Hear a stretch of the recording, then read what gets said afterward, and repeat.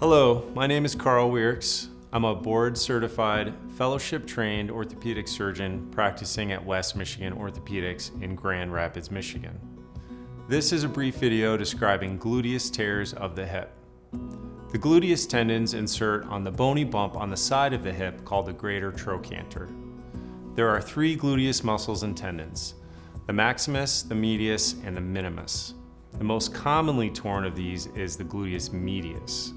It is often thought of the rotator cuff of the hip because it is analogous structure to the rotator cuff in the shoulder. The gluteus normally functions to help abduct the thigh, meaning it brings the leg away from the body. It also helps keep the pelvis level when walking or running. Tendinopathy or tearing of the gluteus causes pain on the lateral side of the hip. In the setting of a full thickness tear or a near full thickness tear, it can also cause weakness in hip abduction. The characteristic gait pattern associated with a gluteus medius tendon tear is called a Trendelenburg gait and results in the hip dipping while walking because the gluteus can't keep the pelvis level. These injuries more frequently occur in an older population over the age of 65 as a result of progressive wear and tear, but can also occur in younger athletic patients as a result of an acute injury or alternatively as a result of a fall or car accident. Diagnosis starts with a history of lateral-based hip pain and weakness.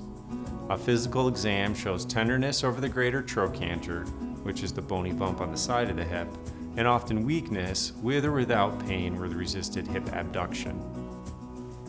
X-rays can be normal, but an MRI is very helpful to characterize the amount of tendon tearing. Gluteus tears are often mislabeled as hip bursitis. The trochanteric bursa does overlay the gluteus tendons, which is why they are often confused. While bursitis can be painful, it does not cause weakness.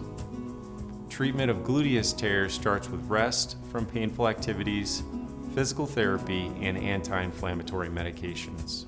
Injections such as cortisone or platelet-rich plasma, also known as PRP, can also be helpful.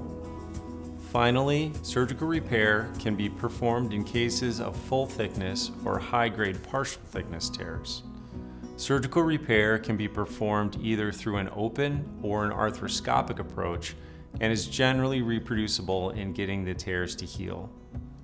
If you feel that you may have a gluteus tendon tear, I recommend that you have it evaluated by your primary care physician, a physical therapist, or sports medicine physician such as myself to start conservative treatments.